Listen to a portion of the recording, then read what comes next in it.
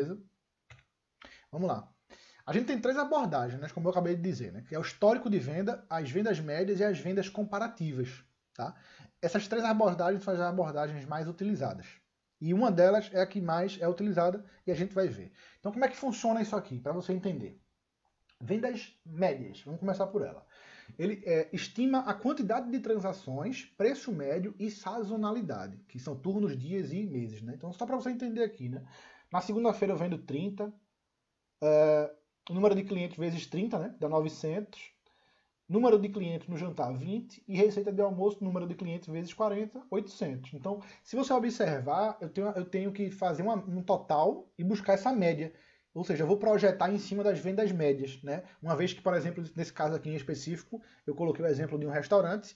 Ou seja, esse restaurante, ou na verdade, inúmeros tipos de estabelecimento, eles têm sazonalidades de dias, né? Tem dia que vende mais, tem dia que vende menos e assim sucessivamente. Né? Tem pratos que são mais caros, tem pratos que são mais baratos. Aqui a gente tem uma gama, o restaurante ele é muito bom porque ele tem uma gama de situações específicas e de curiosidades também dentro desse segmento. Vendas comparativas. Ela é baseada nas pesquisas que você faz sobre o volume de venda dos seus concorrentes. Esse aqui, assim, ele é mais utilizado quando a gente vai iniciar o negócio, que a gente tem que se basear nos nossos concorrentes, que a gente faz uma pesquisa de mercado, né? Então eu coloquei aqui só para que você entenda que existem 3 abordagens de projeção de vendas, tá? Ou seja, você pode procurar no site do Serasa, você pode falar com amigos e conhecidos para saber mais ou menos quanto é que é praticado esses valores dentro da empresa que eles trabalham, verificar se existem franquias, verificar também se empresas que já são listadas na bolsa. Então, dessa forma você consegue ter uma ideia de quanto essas empresas vendem, quais são os valores das mercadorias que elas vendem. Tudo isso tem no balanço, por exemplo, quando a gente vai ver uma empresa listada na bolsa. Tá? Isso tudo tem no balanço, beleza? E aqui, agora, que é a técnica das vendas comparativas, é sair na rua e observar. Eu não sou muito fã dessa técnica na prática, tá? Eu prefiro me basear no seguinte. Histórico de vendas, que é o que é mais utilizado na prática, já que, em geral, ainda que as empresas escolham diferentes métodos para projetar o primeiro ano, que o primeiro ano, geralmente, quando a empresa está iniciando, usa-se o OBZ, que é o Orçamento Base Zero, beleza? Os anos seguintes são sempre projetados pelo histórico multiplicado por uma taxa de crescimento. Então, para que você possa entender, basicamente, vou dar o exemplo da camisa. Eu tenho essa camisa e compro 1000 camisas por mês, então no final compro 1000 e vendo 1000 por mês. No final de um semestre, no final de um ano, eu vendo 12.000 camisas. Né? Então, no ano de 2021, a minha projeção vai ser 12.000 camisas vezes uma taxa de crescimento. Nesse caso, eu quero aumentar a minha taxa de venda em 20%. Ou seja, então é 12.000 vezes 20%. Eu quero aumentar mais 2.400 camisas nas minhas vendas. Então, eu quero, no final de 2021, eu quero estar vendendo 13.400 camisas. Basicamente isso. Então aqui vamos ver. As hipóteses que afetarão as suas vendas para a projeção dessas vendas vão ser o seguinte: aumento no investimento em marketing, aumento na equipe de venda, lançamento de produtos, entrada de novos pontos de venda, utilização de parceiro para distribuição. Isso aqui são algumas hipóteses que podem influenciar na sua projeção. E mesmo que não haja nenhuma dessas, você pode querer aumentar as suas vendas do mesmo jeito, tá? Porque simplesmente você quer aumentar o volume de negócio, ponto final, tá? Mas de repente vai que você quer aumentar a demanda, geração de demanda, você quer fazer um trabalho de marca. Então você vai fazer um investimento em marketing que você precisa cobrir. Ou seja, você tem que ter uma projeção de X% em cima das suas vendas nesse período que você está fazendo essa estratégia. Geralmente esse percentual é sempre baseado em estratégias, tá? Então se eu quero investir em marketing, eu faço uma estratégia. Se eu quero fazer tudo isso, eu tenho que traçar uma estratégia, beleza? Projetar suas vendas nada mais é que mensurar quanto foi vendido no último ano ou período, porque isso pode ser feito mensal, trimestral, semestral ou anual. Isso vai depender muito. Eu gosto muito das empresas pequenas fazer esse acompanhamento trimestral, tá? Por quê? Eu pego 3 meses do que aconteceu e faço estratégia baseada nos próximos 3 meses. Nesses próximos 3 meses, o que é que a gente pode crescer, o que é que a gente pode fazer. Geralmente, se é uma empresa pequena, e essa empresa pequena ela precisa de caixa, então eu gosto de gerar demanda. E o que é gerar demanda? É trabalhar em cima do marketing.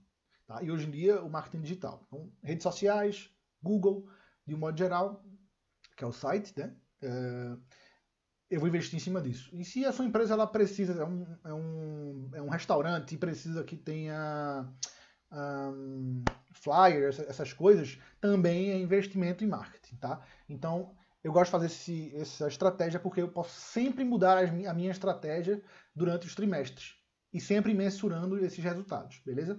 Estimar uma taxa de crescimento para as unidades vendidas e outra taxa de crescimento para o preço de cada unidade vendida, tá? Multiplicar cada um dos fatores, unidade e preço, do último ano por suas taxas correspondentes e refinar a projeção de acordo com a sua sazonalidade de venda. E para isso você vai utilizar a sua planilha de modelo de negócio para isso, tá? Que também está aqui para você disponível. Pronto. E aqui se eu não tenho um histórico, né? Se sua empresa é nova e não tem um histórico, você deve usar o método de vendas comparativas. Aqui, eu coloquei aqui esse método de vendas comparativas, né? Que é para você comparar com empresas, com concorrentes e tal, e depois você, quando tiver com resultado, você fazer o histórico. Mas eu prefiro mesmo fazer o OBZ, que é o orçamento à base zero, tá? Então eu não vou nem entrar nesse detalhe, tá? Então vamos lá. Taxa de crescimento dentro do histórico de vendas. Sabemos que na prática a taxa de crescimento ela de cada negócio é muito pessoal e depende, né, como já visto, de vários fatores internos, como a operação, investimentos, lançamentos de produtos, entre outras coisas, tá? Mas como é que é possível trazer tudo isso para uma taxa, para uma única taxa para projetar, né? Primeiro passo é entender que a projeção nunca é exata, ela vai chegar num valor aproximado do que deverá ser, sempre ajustado de acordo com as mudanças e os fatos. Por isso que eu falei que eu prefiro que seja trimestral. Então vamos lá. O princípio é, sua receita cresce em função de dois fatores. Sua demanda, que são as unidades vendidas, né? E seu preço, que, vamos lá. As unidades vendidas, sua demanda. No primeiro tópico, ele existe sempre uma coisa que causa o aumento da demanda, que pode ser o crescimento do setor, o crescimento da economia, o investimento interno que a tua empresa fez, podendo ser uma nova marca, o investimento em marketing, por exemplo, que é o que eu acabei de citar. E os preços. Sua receita unitária só aumenta se você conseguir reajustar valores, como, por exemplo, repassando a inflação do período. Eu prefiro a demanda, tá? Eu prefiro geração de demanda, como eu falei agora há pouco. Então, podemos dizer que o empreendedor deve seguir alguns princípios, alguns principais passos para encontrar sua taxa. Definir premissas que serão utilizadas. As premissas serão as vendas passadas, a capacidade financeira, o crescimento do PIB ou do setor, inflação, entre outras. Buscar informações, números sobre cada premissa. Neste momento, é fundamental que você encontre os valores de cada um dos fatores que resultará na taxa. Tá? E somar todas as variáveis que definiu e chegar a uma taxa total anual de cada um dos fatores, de unidade e preço. Tá? Exemplo, para você encontrar o valor de unidades vendidas em janeiro de 2014, por exemplo, multiplique o valor de unidades vendidas em janeiro de 2013 pela taxa de crescimento anual encontradas de unidades. Então vamos lá, vamos tentar elucidar ainda mais isso aqui. Você tem que pegar o valor das suas unidades vendidas. Então, se eu comprei essa camisa por R$5, tá? E eu quero colocar mais 20%, eu vou fazer R$5 vezes 20%. Então vai ser 6, né? Porque a taxa é 1, não é isso? Ou seja, para você encontrar o valor de unidades vendidas em janeiro de 2014, você multiplica o valor de unidade vendida, então, ou seja, a unidade vendida foi 5, eu só vendi uma camisa 5, vezes 20%, que foi a minha taxa, que é 1, vai ser 6. Ou seja, o valor de unidades vendidas em janeiro de 2014, 6, ok? R$6. Vamos lá. Deixa eu beber água de novo.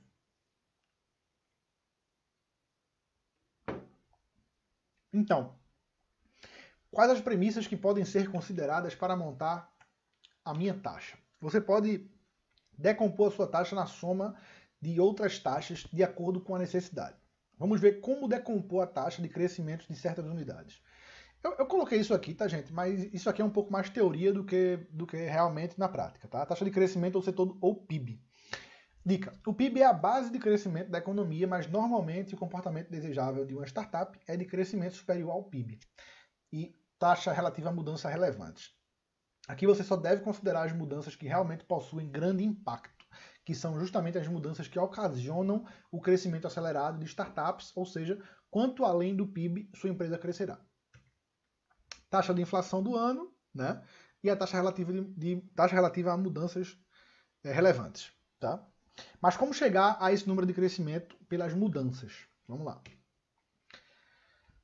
Para isso, a comparação, o benchmark e as pesquisas são as melhores ferramentas. Lembre-se, essa não será uma taxa exata, então o seu trabalho será encontrar exemplos para fundamentar uma decisão que será aperfeiçoada com o teste. Sempre deixar isso claro. Sua taxa de crescimento estão de acordo com o planejamento do seu negócio. Por exemplo, a projeção que prevê um aumento de vendas deveria ser o reflexo de mudanças em seu planejamento, como eu acabei de dizer, aumento de investimento em marketing, estabelecimento de novas parcerias, estabelecimento de novos canais de distribuição, lançamento de novas campanhas de produtos e promoções. Né? Então, se eu quero investir em marketing, agora eu vou investir em marketing, no meu faturamento eu vou investir em marketing, 20% do meu faturamento vai ser destinado ao marketing. Ou seja, eu pego esses mesmos 20% ou 30% e projeto para as minhas vendas do próximo período. Exemplo prático, básico para você entender. Uma boa prática para perceber se alcançou a taxa factível é comparar com as taxas de crescimento passada, seja de sua empresa, seja do concorrente, e mais importante, caso haja grandes diferenças, saber o motivo claro. Né? Melhor se basear com a sua empresa, tá? Com o teu histórico.